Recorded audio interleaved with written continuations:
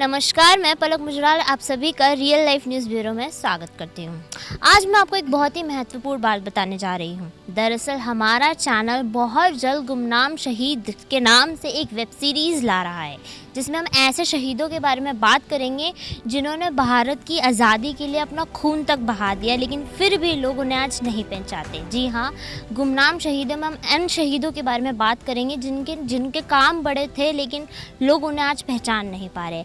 और ऐसी आज हम लोग मौजूद है दादरी के मथुरापुर क्षेत्र में, जहाँ पर हम राव फैमिली के वंशज से मिलने जा रहे हैं। तो सर, मैं आपका बहुत बहुत स्वागत करती हूँ हमारे चैनल में। और जो हमारा गांव है ये 1865 में यहाँ पे बसा था और हम दादरी रियासत के राजा राव उमराव सिंह के वंशज हैं। और हमारे परिवार के लोग 12 गांवों में बसते हैं। उनमें से रामगढ़ है, स्वराजपुर है, प्यावली है, थाना है, सांजना है, कठेड़ा है, दादरी है। तो हमारा मतलब लगभग परिवार 12 गांवों में बसता है। और जब वो आज़ादी की लड़ाई उन्होंने स्टार्ट की थी तो तब जो परिवार के लोग थे वो बस ऐसे तितर बितर हो गए थे। और हमारे परिवार में बहुत ही मतलब आप ये लगा लो कि काफ़ी बड़े लेवल पे भी लोग हुए हैं। आपने नौनिहाल सिंह भाटी का नाम सुना हो तो नौनिहाल सिंह भाटी हमारे परिवार के थे और वो कैम्ब्रिज यूनिवर्सिटी में प्रोफेसर थे अमेरिका में। और उसके बाद उन्हें मतलब भारत बुलाया गया और भाजपा सरकार में उन्हें राज्यसभा सांसद भी बनाया गया था। और वर्तमान में एक हमारे परिवार के हैं डॉक्टर सुशील भाटी, वो बहुत बड़े इतिहासकार हैं और बाजपुर यूनिवर्सिटी में प्रोफेसर है। और मेरे पिताजी भी मतलब टीचर रहे और उनसे बड़े वाले भी टीचर रहे हैं। और मेरे छोटे वाले जो चाचा जी हैं वो एयरफोर्स से रिटायर है, मतलब तीनों ही सेवानिवृत्त हो चुके हैं। तो बाकी हमारा परिवार जब वहाँ पे हमारे जो फैमिली के जो लोग थे वो जब शहादत हो गई थी उसके बाद यहाँ पर आए थे। उससे पहले हम दादरी में रहते थे और हमारी रियासत हुआ करती थी दादरी। और उसमें हमारे जो पूर्वज थे उन्होंने जब 1857 की क्रांति की शुरुआत 10 मई से हुई थी, मेरे से शुरुआत हुई थी इसकी, धन सिंह कोतवाल जी के नेतृत्व में उन्होंने वहाँ से विगुल बजा दिया था और अंग्रेजी जो प्रशासन था उसके खिलाफ वो खड़े हो गए थे। तो उसमें उसके अगले दिन ही मतलब 11 मई को जब उन्हें यहाँ सूचना मिली कि इस तरह से वहाँ पे शुरुआत हो चुकी है, सभी का वैसे तो एक ही मोटिव था, एक साथ करनी थी, लेकिन कुछ लोग जो थे उसमें मतलब गद्दारी कर गए थे, पीछे हट गए थे। कुछ रजवाड़े जो थे उन्होंने सोचा लड़ने से कोई फ़ायदा नहीं है बिना वजह, अगर एक साथ करते तो तभी देश आज़ाद हो जाता। लेकिन आपको पता है कि भाई हर कोई जननी वीर पैदा नहीं करती है। एक आपने कहावत भी होगी कि या तो जननी संत जन या दाता या सूर, कायर पूत कपूत ते तो व्रत गवाया नूर। तो ये जो जननी होती है, जो माँ होती है, वो मतलब बिरले जो वीरों की माएँ अलग ही होती हैं और वो अलग ही सपूत जन्मती हैं। वो हर किसी की बस की नहीं होता है सिस्टम ये। तो वो सदियों में 1-2 बार ही होता है। तो उस टाइम पे भी कुछ ही वीर थे जिन्होंने अपनी शहादत दी और इसी वजह से वो जो वो थी क्रांति वो विफल हो गई थी। तो उसमें क्या था कि 11 मई को हमारे जो राजा थे राव उमराव सिंह, उन्होंने मतलब यहाँ पे विगुल बजा दिया और जितने भी अपने वो थे जमींदार और जो भी सामंत थे उनसे सबसे कह दिया गया कि युद्ध की तैयारी खींच कर लो और कल हम जो है सिकंदराबाद जो तहसील है उस पर धावा बोलेंगे और उससे अपने लोगों को छुड़ाएंगे। कुछ लोगों को पकड़ के लेके थे, सुरसुराहट होने लगी तो पहले पकड़ने स्टार्ट कर देते हैं। तो उन्होंने अपने लोगों को छुटाया और क्या नाम है, उसके बाद हमारे लोगों ने अपने लोगों को जो जेल में उन्होंने पकड़ लिया था जिन्हें, उन्हें छुड़ाया और वो मतलब वहाँ से जो अंग्रेज़ी सेना थी उन्हें बंदी बना लिया गया और उन्हें अगले दिन हल चलवाया गया उनसे।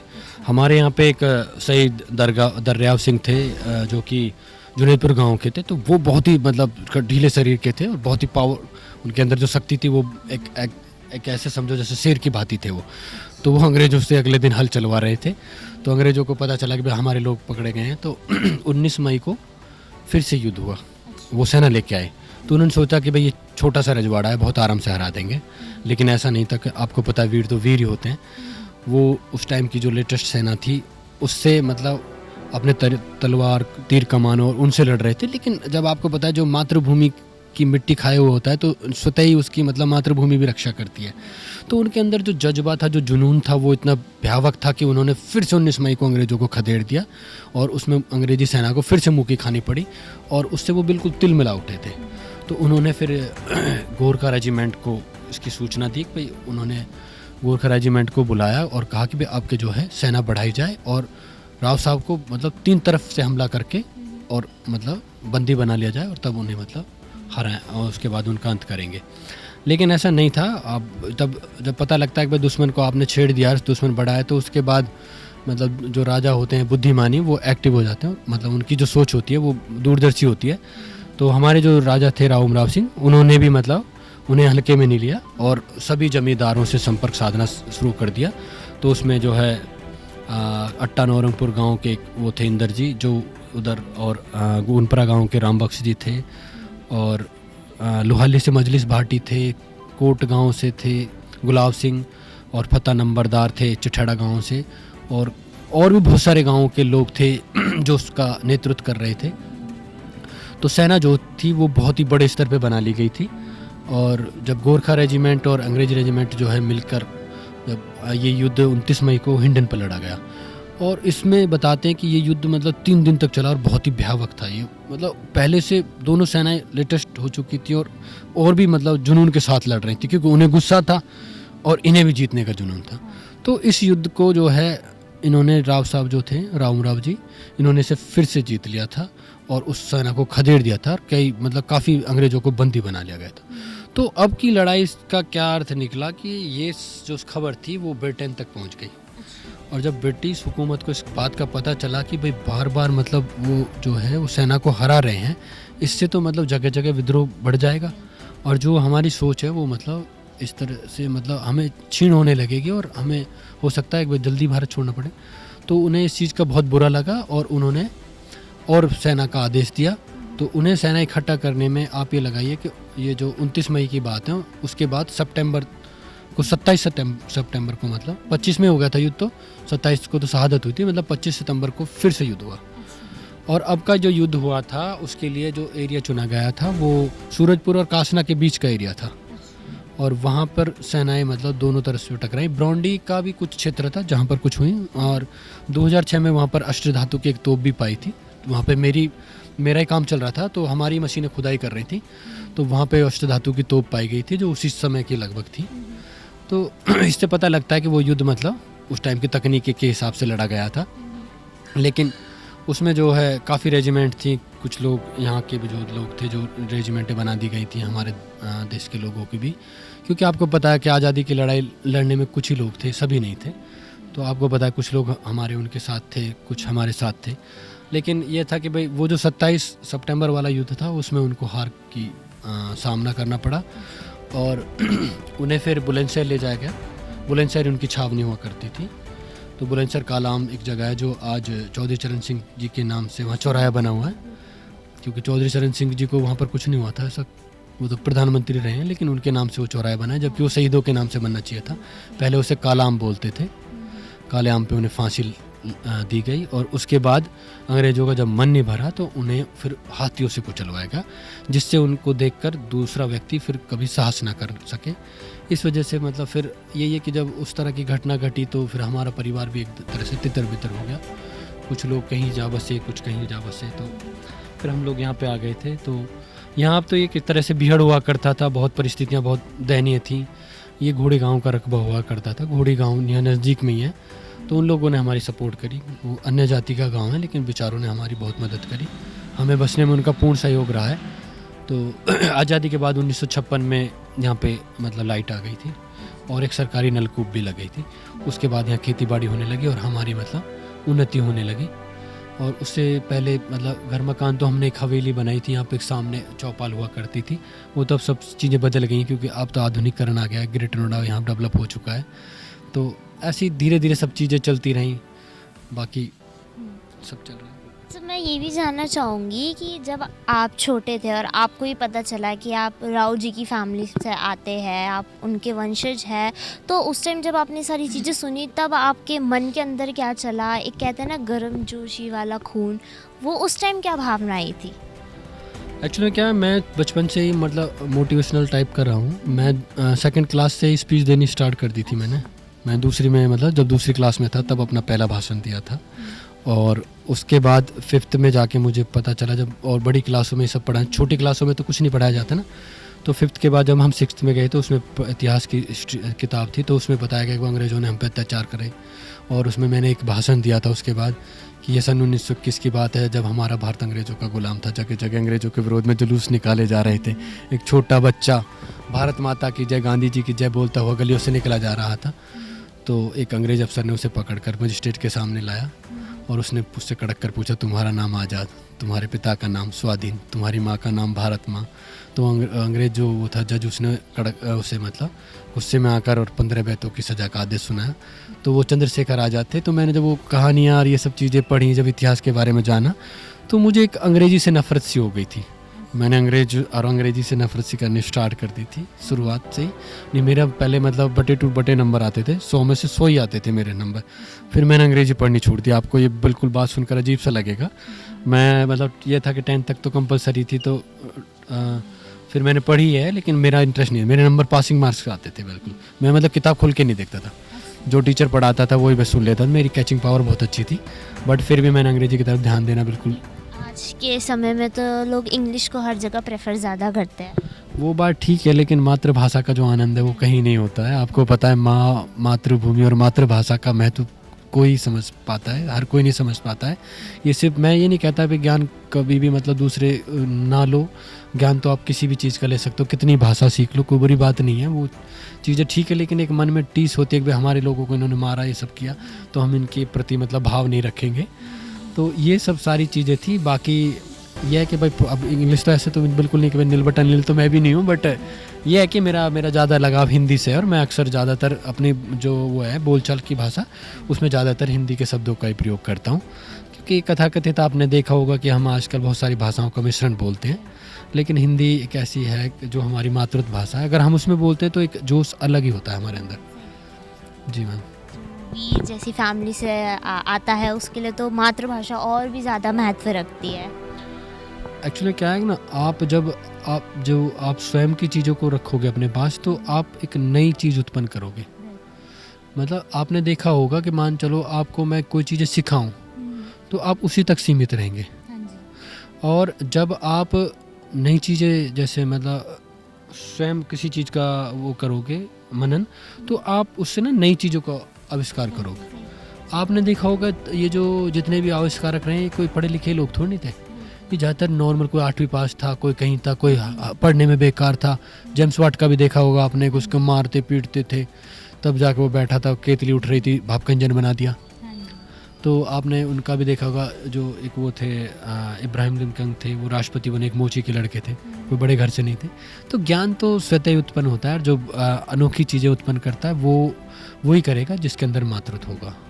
और आपने देखा होगा एक चीज़ भी आप थोड़ा सा महसूस करिए, कभी आपने कभी इस पर मंथन किया हो, तो मैं आपको एक चीज़ बता देता हूँ कि अंग्रेज़ जब यहाँ आए थे तो उससे पहले उनके पास तो ना तो बंदूक थी, ना ऐसी कोई खासा टेक्नोलॉजी थी। वो विनम्रतापूर्वक यहाँ आए थे, हाथ जोड़ के उन्होंने व्यापार करने की बात कही थी। तो उन्होंने यहाँ आने के बाद ही मतलब इतनी लेटेस्ट चीज़ें बनाना स्टार्ट कर दी, सब चीज़ें। आपने कभी सोचा इस बात के बारे में? नहीं सोचा ना। उसका कारण ये रहा कि जो हमारे विद्वान लोग थे, उन्होंने उनसे टाई अप कर लिया, वो उन्हें पैसे देने लगे और उन्होंने उस चीज़ को मतलब पहले अपनी भाषा सिखा दी, फिर उसे ट्रांसलेट कर दिया। और ट्रांसलेट करने के कारण जो है ये चीज़ें मतलब उन तक पहुंच गई, और उन्होंने जो लोग हमारे नहीं कर पाए वो उन्होंने कर दिया। क्योंकि हमारे यहाँ क्या था, हमारे यहाँ ये था कि मतलब शिक्षा कुछ ही व्यक्तियों तक सीमित रहती थी, और जब शिक्षा कुछ ही व्यक्तियों तक सीमित रहती है तो उसमें आविष्कार ज़्यादा नहीं हो पाते। जब शिक्षा ज़्यादा लोगों तक जाती है तो अलग अलग जो विद्वान व्यक्ति होता है, या मतलब जिसके अंदर ज्ञान उत्पन्न होता है, वो उससे नई चीज़ों का आविष्कार करता है। ये होता है। जैसे कि आप राव जी के बारे में इतना बता रहे हैं, तो आपने बताया कि इनका जो अंत हुआ वो भी दर्दनाक था काफ़ी। तो उनके सम्मान के लिए अब आप आगे क्या कर रहे हैं? भारत सरकार से अब आपकी क्या मांग है उनके सम्मान के लिए? हमने पहले भी मतलब आप ये लगा लो कि पिछले 10 साल से हमारी मुहिम चली। मैंने एक बार आंदोलन भी किया था, वहीं पर उनके दादरी थाने के सामने उनका वो बना हुआ स्टैचू, तो उसके सामने मतलब हमने एक टेंट लगा के काफ़ी दिन तक आंदोलन किया। लेकिन आपको पता है सरकारें पता नहीं अजीब व गरीब सिस्टम है। मेरी समझ में नहीं आता है कि एक तरफ तो आप देशभक्ति की बात कर रहे हैं, हम भाजपा से भी कह रहे हैं कि भाई आप उनका उत्थान करिए, भाई चलो ठीक है पहले की सरकारें कैसी थी या नकारा थी जो थी वो, लेकिन आप तो देशभक्त हो, आप तो देशभक्ति का ही राग अलापते हो, तो आपको भी ये सोचना चाहिए कि जिसका इतना स्वर्णिम इतिहास रहा है उसके नाम से कुछ चीज़ें बनाई जाएँ। अब गौतम बुद्ध का जन्म बिहार में हुआ था और उन्होंने धर्म का प्रचार किया, और आप देखिए मायावती जी कितनी बुद्धिमान महिला थी, उन्होंने उनके नाम से एक ज़िले का निर्माण कर दिया। तो अगर हम मतलब ये चीज़ें अगर ना भुलाई गई होती और हमारा क्षेत्र उन्हें पूरे क्षेत्र को अपने आप को राव जी लिखता, तो आज हो सकता है उनके नाम से बहुत सारी चीज़ें होती, लेकिन वो एक परिवार तक सिमट कर रह गया और ना ही किसी ने इस बारे में सोचा। पिछले 50-55 साल से दादरी पे जो है हमारे लोगों का वो रहा है शासन, लेकिन कभी भी किसी व्यक्ति मतलब मानसिकता मतलब इतनी घृणित करने वाली रही है कि कभी किसी ने उसके बारे में सोचा नहीं। 1857 की क्रांति के बारे में बात है, तो ये अधिकतर लोग जानते भी हैं इसके बारे में, लेकिन उमराव जी जैसा आप बता रहे हैं, लेकिन इनके बारे में अभी तक कोई जान नहीं पाया है, जिसमें आप कह रहे हैं कि सरकार ने भी इतना कुछ नहीं मदद करी है। तो अब मतलब आप क्या देखते हैं आगे कि आगे आने वाले समय में उमराव जी की जो आप चाह रहे हैं, जो उन्हें सम्मान मिलना चाहिए, वो कैसे मिलेगा? हमारी जो टीम है उसमें वो हैं दिवाकर बधूड़ी जी। हमारा पिछली बार भी हमने 1857 की क्रांति के जनक रहे धनसिंह कोतवाल जी के गांव घाट पांचली से एक यात्रा शुरू की थी। वो 1857 के क्रांतिकारियों के लिए ही थी, और वो वहाँ से चलकर अब की बार पुलिस लाइन जाएगी, जहाँ पर धनसिंह कोतवाल जी के नाम से उसे अंकित किया गया है, बनाया गया है, और वो फिर उसके बाद 14 तारीख को दिल्ली पहुँचेगी। ये यात्रा हर साल निकलती है और इस बार सुनने में भी आ रहा है कि इसमें लाखों लोग शामिल होने वाले हैं, तो इस बार यात्रा का क्या कहते हैं इंतज़ाम है, क्या क्या करना है? हमारा तो जो मोटिव है वो ज़्यादा से ज़्यादा लोगों को शामिल करना है, ज़्यादा से ज़्यादा अलग जगाना है, क्योंकि देखो जब अलग जगती है तभी युवाओं में भी प्रेरणा जागती है। और आपने देखा भी होगा कि जब चीज़ें आप सामने लाओगे, नई पीढ़ी को सिखाओगे, तभी उनके प्रति आदर्श बनेगा। अब आप एक चीज़ लगाइए कि अब राम हमारे आदर्श थे, ये चीज़ हमें किसने बताई? हमारे पूर्वजों ने पीढ़ी दर पीढ़ी हमें इसके बारे में बताया जा रहा है, तभी हमें पता लगा। नहीं आप ये लगाओ कि राम 5000 साल पहले हुए हैं, हम अब से 10-20 साल पहले हुए हैं। तो चीज़ें इन्हीं चीज़ों से आप अंदाज़ा लगाएं कि चीज़ें जब आप बताओगे अगली पीढ़ी को, तभी उन्हें पता लगेगा भाई राम आदर्श थे, या राव उमराव सिंह हमारे आदर्श थे, या उन्होंने देश के लिए अपनी शहादत दी, इतना बड़ा बलिदान दिया। लेकिन चीज़ों को जब धूमिल कर देना और उनके बारे में मनन नहीं करना, तो वो बहुत ही एक मन को कुंदित कर देने वाला है। उसमें सरकारों का भी पूर्ण सहयोग रहा है, क्योंकि सरकारें भी बहुत ही वैसी रही हैं। तो सर जैसे कि आज की जो युवा पीढ़ी है, वो अगर हम उन्हें अपने इतिहास के बारे में बताया, अपने वीरों के बारे में बताया, तो वो उन चीज़ों को इतना महत्व नहीं देती है। जैसे कि एक एग्जांपल अभी हमने लिया था इंग्लिश लैंग्वेज का, कि अपनी धर्म भाषा को छोड़कर दूसरी भाषा अपनाना, और फिर दूसरा अपने इतिहास को ना जानना, ये सबसे बड़ी कमी है आज की युवा पीढ़ी के लिए। तो उनके लिए आप क्या कहना चाहेंगे? इसमें युवा पीढ़ी का कोई दोष नहीं है। युवा पीढ़ी का दोष इसलिए नहीं है कि आपने देखा होगा कि जो पहले संयुक्त परिवार होते थे और उसके बाद एकांकी परिवार होने लगे। एकांकी परिवार में क्या हुआ कि पति पत्नी दोनों नौकरी पैसे पे चुकाते हैं। अब मैं ये भी जानना चाहती हूँ कि जैसे कि आप ये सारी बातें कर रहे थे, अभी आपने इंग्लिश लैंग्वेज का एग्जाम्पल लिया, लेकिन जो हमारी युवा पीढ़ी है वो आगे की इतिहास को नहीं जानना चाहती, उन्हें इतिहास में इंटरेस्ट नहीं रहा है, वो आगे कुछ और देखती है, चाहे आप लैंग्वेज को लेके ले लो या कुछ भी। युवा पीढ़ी अपनी पुरानी चीज़ों को नहीं देखना चाहती है। एक्चुअली क्या है कि आप इसमें युवा पीढ़ी को दोष नहीं दे सकते। जिससे जैसा प्रारूप मिलता है, जैसी परिस्थितियाँ दिखाई जाती हैं, वो वैसा ही जीवन जीता है। पहले संयुक्त परिवार होते थे, उसमें दादा दादी चाचा चाची सब होते थे। अब एकांकी परिवार होने लगे तो पति पत्नी जाके नौकरी करने लगे, बच्चा पीछे अकेला रहता है तो उसको बाई को दे दिया जाता है, उसे हॉस्टल में थोड़ा सा बड़ा हुआ उसे हॉस्टल आदि में छोड़ दिया जाता है। फिर वो जब छोटी सी उम्र से वो अलग रहना सीख लेता है, फिर वो बड़ा हो जाता है, उसकी शादी हो जाती है, तो उसमें माँ बाप के प्रति मोह रहता ही नहीं है। जो कभी माँ अपने पेट से लगा के बच्चे को घूमा करती थी पहले और उसे आंचल में छिपा के रखती थी, तो उसका मातृत्व तो इतना बढ़ जाता था कि वो उसकी अपनी माँ को छोड़ नहीं पाता था। उसकी कोख से उसे बंधा रहता था तब तक जब तक वो चलना नहीं सीखता था। फिर उसे चाचा चाची ज्ञान सिखाते थे कि युवा को ऐसे करके बताते थे कि भाई ये धौड़ा का है या ये रमेशरी का है या सुरेशरी का है। तो उसे मतलब बार बार उस चीज़ का मनन किया जाता था कि या कि माँ बड़े लाड़ तर राखे या तो पीटन मीनू देवी। मतलब उसे पूरा जीवन माँ बाप की स्टोरीज, मतलब परिवार के लोग, गांव के लोग मतलब संबोधित करके पीटते थे या भगाते थे या गाली भी देते थे, या मतलब कहीं वो मतलब शरारत कर रहा है तो ये बोलते थे कि भाई उसका फलाने का आजा तो आज बताऊंगे या घर जाके कहूँगी तेरे।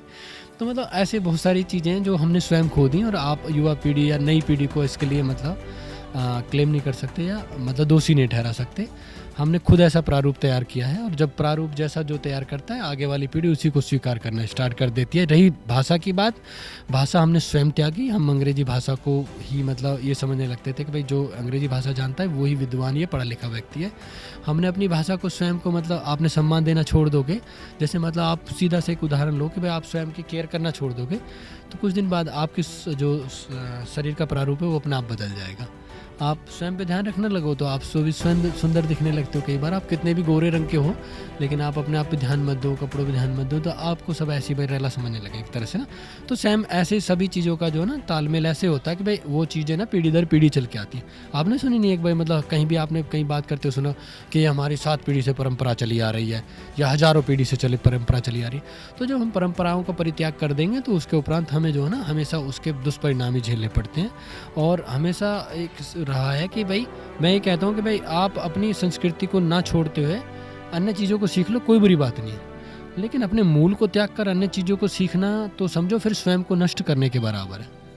जी, जैसे कि मेरा सवाल ये भी है कि ये तो आपने कह दिया कि हमारी फैमिली ऐसे होती गई है, लेकिन कुछ युवाओं में बच्चे ऐसे भी हैं जिनके दादा दादी या मम्मी पापा ही कहें, उन्हें समझाने की कोशिश करते हैं, अपने इतिहास के बारे में बताने की कोशिश करते हैं, लेकिन वो इंटरेस्ट ही नहीं ले पाते हैं।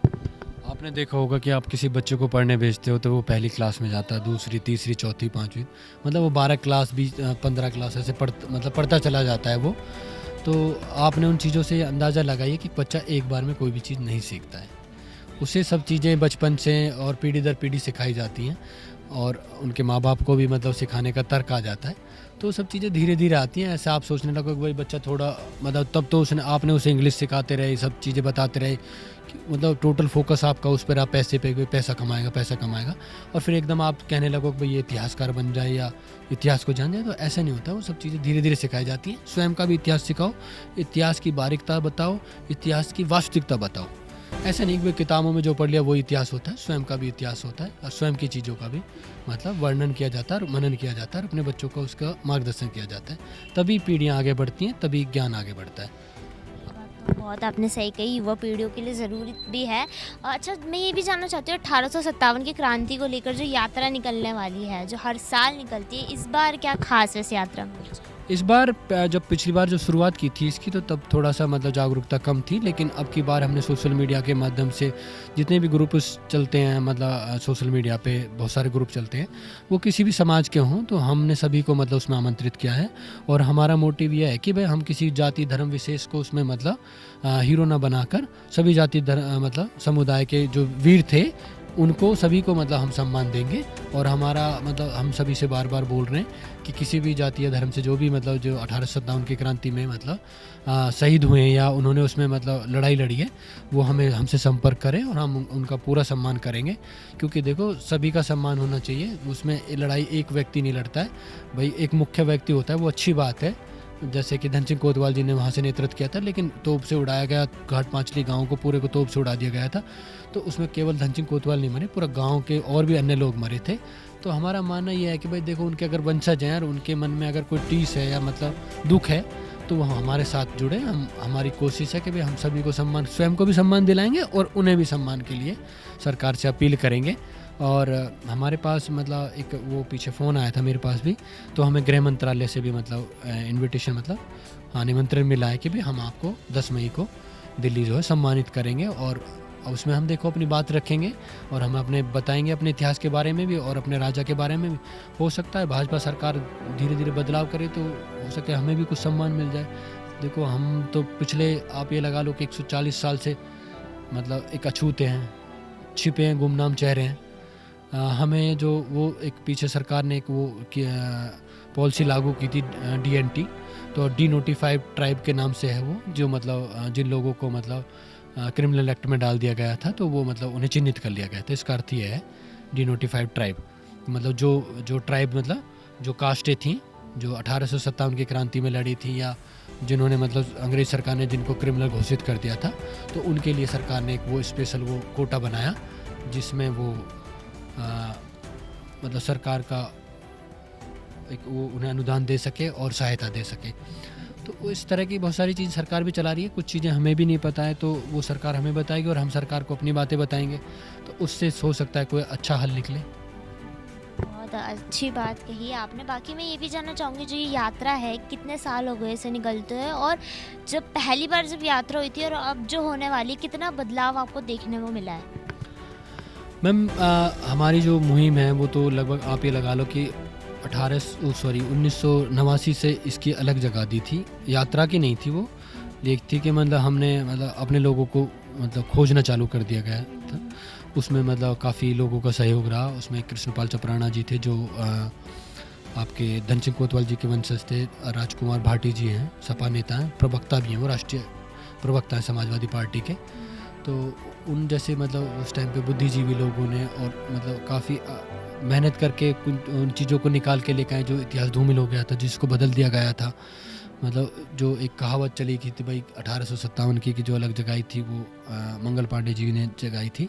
मैं ये नहीं कहता मंगल पांडे जी सही मतलब वीर नहीं थे या उन्होंने मतलब देश के लिए शहादत नहीं दी, लेकिन गलत जगह किसी व्यक्ति को बलिदान को मतलब समाप्त कर देना और दूसरा व्यक्ति वहाँ पे फिट कर देना, वो भी देखो जो शहीद हुए हैं उनके साथ उनका अपमान करना भी गलत बात है, अन्याय है। और वो क्योंकि जो वो थे हाँ मंगल पांडे जी वो बंगाल रेजिमेंट में थे और बंगाल में ही थे उस टाइम पे, तो उन्होंने जो विरोध किया था वो सूअर की मांस वाली, और आपने सुना होगा गाय की चर्बी का वो चला था, कास्तूर में वो था, और वो उसे ऐसे ओपन मुंह से ओपन किया जाता था भाई उसे मांस खिलाएं, उसका विरोध उन्होंने किया था कि भाई इस तरह से ना करें। तो उसके विरोध में उन्हें वहाँ पे फांसी दे दी गई थी 8 अप्रैल को, और जबकि मेरठ की क्रांति 10 मई को स्टार्ट हुई थी। लेकिन इन्होंने जो है क्या करा, उसको पूरी कहानी को पलट दिया और धन सिंह कोतवाल को मंगल पांडे जी बना दिया। सारी स्टोरी धन सिंह कोतवाल जी की थी और वहाँ पे किरदार मंगल पांडे जी को उसमें बिठा दिया गया। लेकिन चलो कोई बात नहीं, जो गलत करा ठीक है, जिनकी जैसी मानसिकता रही हम तो उसको भी नहीं कहते। भगवान दिन देर है अंधेर नहीं होती है, और कभी मतलब सत्य पराजित नहीं होता है, परेशान हो सकता है, और इतिहास कभी छिपाया नहीं जा सकता। क्योंकि आपको पता है जैसे मेंढक भी उसमें घुस जाता है मिट्टी में और बरसात होने पर पीला होकर निकलता है और पहले से भी ज़्यादा लाउडली आवाज़ में ट्रटर मचाता है। तो अगर किसी को आप दबा दोगे तो वो दूसरे रूप में आएगा और ज़्यादा शोर मचाएगा। इससे अच्छा है कि आप उसे ना दबाएं तो बेटर है।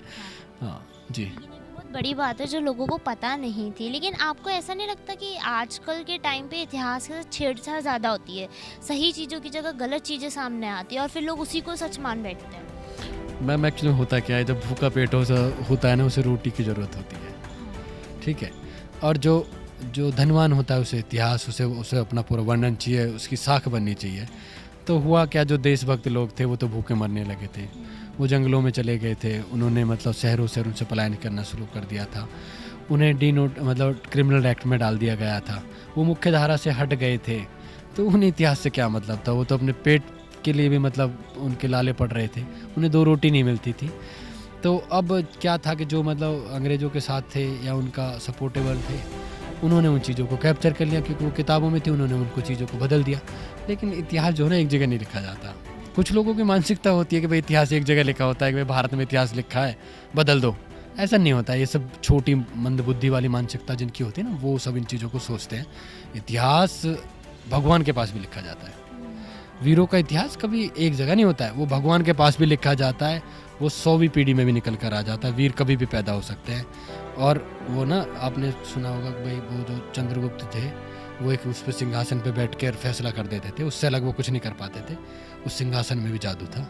तो ऐसे ही मतलब जो वीर होते हैं उनकी पीढ़ियों में आगे चल के कहीं भी कभी भी कोई भी वीर पैदा हो सकता है और वो इतिहास को बदल देता है। फिर से इतिहास फिर से पुनर्जीवित होते हैं। जो विदेशी किताबें थी, जो और विदेशी इतिहासकार हैं, उन्होंने सच्चाई दिखा दी। छेड़छाड़ करने वालों ने क्या कर लिया, और बिना बात की मतलब अपने आप को लज्जित और करा लिया, बदनाम और हो गए। भाई थे क्या, कह क्या रहे हैं, कौवा चला हंस की चाल और अपनी चाल भी भूल गया। तो ऐसा कुछ नहीं होता इन चीज़ों से, ये सब बिना मतलब की बातें हैं, इससे कुछ नहीं होता। आप कितनी भी उन्नति कर लो, कुछ भी कर लो, लेकिन जो वास्तविकता है वो नहीं बदला जा सकता। ये बस ये गलत मानसिकता का परिचय देने के अलावा और कुछ नहीं है। आपने देखा होगा इब्राहिम लिंकन अमेरिका के राष्ट्रपति बने तो उनसे एक व्यक्ति ने बड़े हास्यास्पद में कहा कि भाई आपके पिताजी तो मोची थे तो क्या वो जूता गांठ लेते होंगे, तो आप भी जानते हो क्या? तो उसने कहा श्रीमान आप दीजिए तो सही, क्या काम है मैं करके दिखाऊंगा। तो उनकी उस बात से बिल्कुल लोग प्रभावित हो गए और सभी ने अपने जो मतलब उनका पेशा था उसके नाम पर नाम रखना स्टार्ट कर दिया। जैसे आपने बोला देखा होगा कि जिशान टेलर और मार्कन कार्टेन कुछ कर कैसे कर, मतलब जो भी उनका काम होता था, जैसे कोई वुड का कारपेंटर, मतलब वो सब मतलब जो भी जैसा काम कर रहा था तो वो वैसा ही मतलब अपना सरनेम लगाने लगा। तो ऐसा ये तो हुआ अब इब्राहिम लिंकन के टाइम में, यानी 19वीं सदी के आसपास कर। ये हमने 1000 साल पहले कर दिया था, हजारों साल हमने पहले कर दिया था। पूछो कैसे? क्योंकि हमने जो है ये जो वर्ण बनाई थी, पहले वर्ण व्यवस्था बनाई थी। 4 वर्ण होते थे, ब्राह्मण होता था, वैश्य होता था और शूद्र होता था और आपका क्या नाम है एक क्षत्रिय वर्ग होता था। 4 वर्गों में मतलब हमने बांट दिया था। जो जैसी मतलब ज्ञान रखता है उसे वैसा ही मतलब वर्ग दे दिया जाता था। जैसे आपने देखा होगा कि IAS IPS ये सब वो होती हैं पोस्टें, तो उसमें किसी जाति के लिए थोड़ी अलग से भी कोटा होता है। जिसमें ज्ञान होता है वो सभी बने, किसी भी जाति या धर्म का व्यक्ति उसमें वो बन सकता है, IAS IPS कोई भी बन सकता है। ऐसी उसी तरह पे मतलब उसी तर्ज पे मतलब उस टाइम पे वो वर्ण व्यवस्था बनाई गई थी। अब वर्ण से मतलब ये था कि भाई कोई शिक्षित था, उन्होंने अपनी जातियाँ बना ली। जो क्षत्रिय थे जो उन्होंने उसमें से जातियाँ निकाल के वो अपनी छाती पीटने लगे। जो वैश्य थे उन्होंने अपनी उम्र बना के उन्होंने तराजू उठा ली। जो शूद्र थे उन्हें नीच समझने लगे, कभी कुछ समझ रहे। ये शूद्र का मतलब ये थोड़ी नहीं है कि भाई वो छोटा होता है या कोई नीच होता है या वो गंदा काम करता है। उस टाइम पे जैसी व्यवस्था थी, आपको अब मान चलो आज की लेटेस्ट उससे देखोगे तो आप थोड़ी वहाँ से आप उसका आकलन कर पाओगे। जैसी परिस्थितियाँ होती हैं वैसा आदमी जीवन वो करता है और वैसी व्यवस्थाएं बनाता है। उसके बाद फिर जातियों का निर्माण हुआ। जातियों का निर्माण नहीं था। अब आप सोचोगे आपको तो ऐसे लगा कि जातियों का निर्माण हुआ। जातियों का कभी निर्माण नहीं हुआ, तब भी कर्म का निर्माण हुआ था।